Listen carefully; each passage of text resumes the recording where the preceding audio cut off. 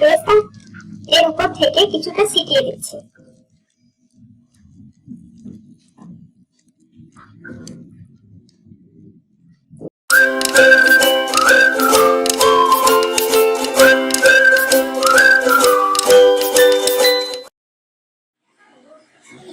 আসসালামু আলাইকুম, welcome back to my cooking house. তো বন্ধুরা, আজকে আমি আপনাদের জন্য যে রেসিপি নিয়ে আসছি সেটা হচ্ছে ডিমের কোরমা। আজকে আমি আপনাদের ডিমের কোরমা তৈরি করা শেখাবো। সেজন্য আমি 5টা ডিম নিয়ে নিয়েছি এবং ডিমগুলো আগেই সেদ্ধ করে নিয়েছি। তো সেদ্ধ করার পর ডিমের চারপাশে চাকু দিয়ে একটু হালকা কেটে কেটে নিয়েছি, যাতে মশলাগুলো এর ভিতরে ঢুকে যায়। তো এই পর্যায়ে আমি অল্প একটু লবণ দিয়ে দিব।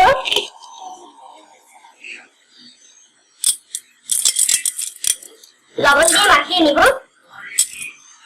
মাখিয়ে 10-15 মিনিটের মতো করে রেখে দিব। এই পর্যায়ে আমি একটি কড়াইয়ে কিছু তেল গরম করে নিচ্ছি ডিমগুলো হালকা ভাজা করার জন্য। তেল গরম হয়ে যাওয়ার পর আমি দিলাম। এবার হালকা ব্রাউন কালার হওয়া পর্যন্ত ডিমগুলো ভেজে নিব। এরকম ব্রাউন কালার হয়ে গেলে ডিমগুলো উঠিয়ে নিতে হবে তেল ছড়িয়ে।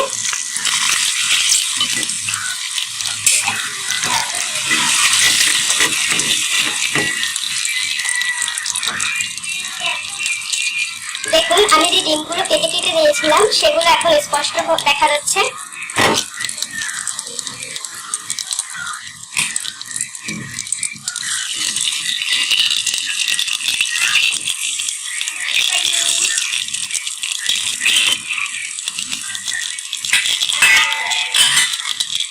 এখন আমি ডিমগুলো কোরমা করার জন্য মশলাগুলো রেডি করব। আমি কোরমা তৈরির জন্য এরকম একটা পাতিল গরম করতে দিয়ে দিলাম। গরম হওয়ার পরে পরিমাণ মতো সাদা তেল অ্যাড করে দিচ্ছি।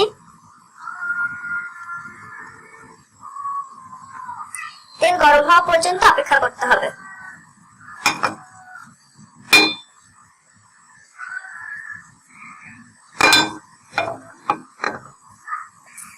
তেল গরম হয়ে গেলে আমি গোটা তেজপাতা অ্যাড করে দিচ্ছি।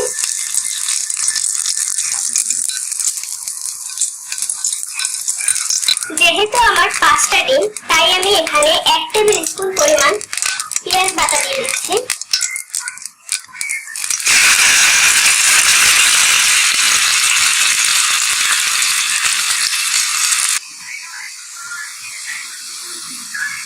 দিয়ে দিচ্ছি 1/2 টেবিল স্পুন পরিমাণ রসুন বাটা।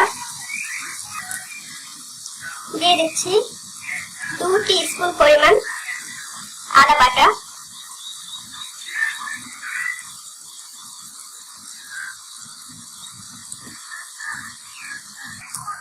দিয়ে দিচ্ছি 1 টেবিল স্পুন পরিমাণ জিরে বাটা।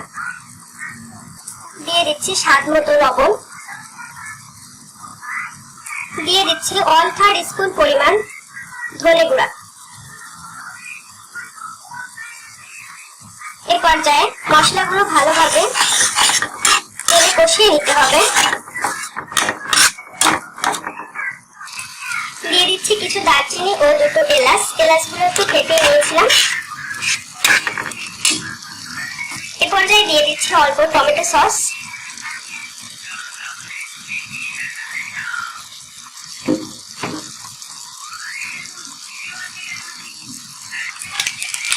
দিয়ে দিচ্ছি অল্প রাঁধুনি মশলা। আপনারা এখানে চাইলে রোস্ট মশলাটাও ব্যবহার করতে পারেন, তবে যেহেতু কোরমা করছি তার মানে এটি মিষ্টি হবে, এখানে কিন্তু ঝাল মশলা জাতীয় কিছু ব্যবহার করা যাবে না। এবার ভালোভাবে মশলাগুলো কষিয়ে নিতে হবে।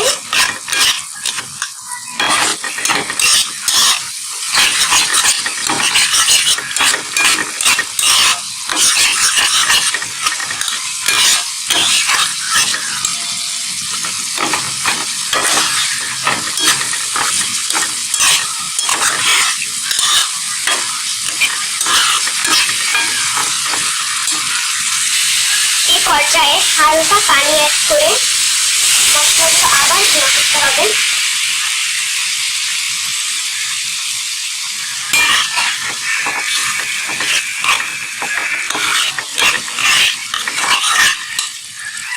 এবং সাথে কিছুটা সুগার অ্যাড করে দিতে হবে।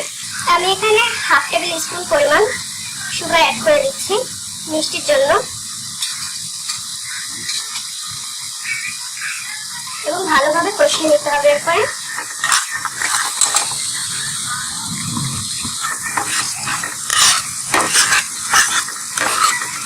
আগে চিনিটা দেওয়ার উদ্দেশ্য হচ্ছে যাতে ডিমের ভিতরে ভালোভাবে মশলাগুলো ঢুকে যায়, সাথে চিনিটাও।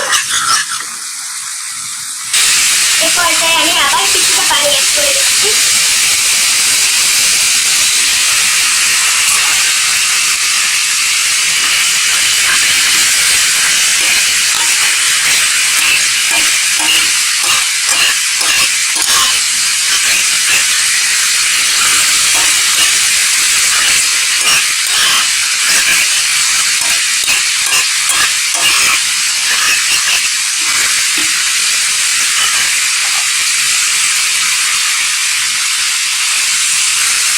এখন আমি এর ভিতরে ভেজে রাখা ডিমগুলো দিয়ে দিব। ভেজে রাখা ডিমগুলো দিয়ে দিলাম। এখন মশলার সাথে একটু ভালোভাবে কষানো হবে যাতে মশলাটা ডিমের গায়ে সব জায়গায় সমানভাবে লেগে যায়।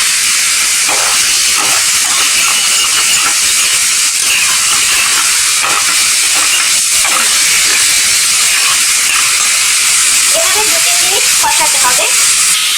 কষানো শেষ হয়ে গেলে আমি পানি অ্যাড করে দিব।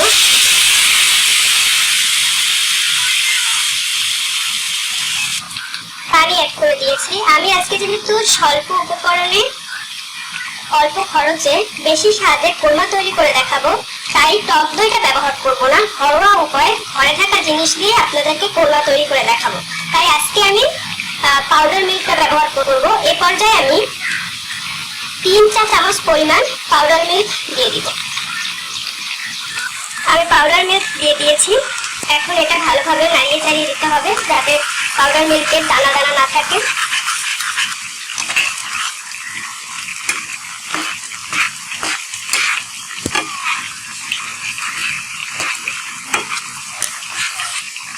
এখন এটা রান্না হওয়া পর্যন্ত অপেক্ষা করতে হবে।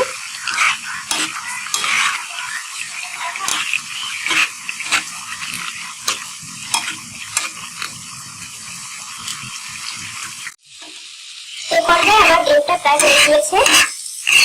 এখন আমি চুলাটা অফ করে দিচ্ছি।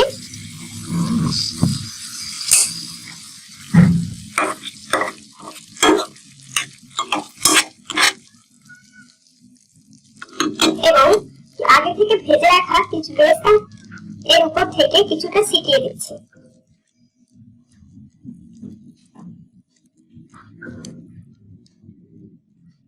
এখন আমি সেই বন্ধ করা গরম চুলার উপরে 10 মিনিটের জন্য একটি ঢাকনা দিয়ে দমে রেখে দিব। 10 মিনিট পর ডিমের কোরমাটি পরিবেশন করে দেওয়া যাবে।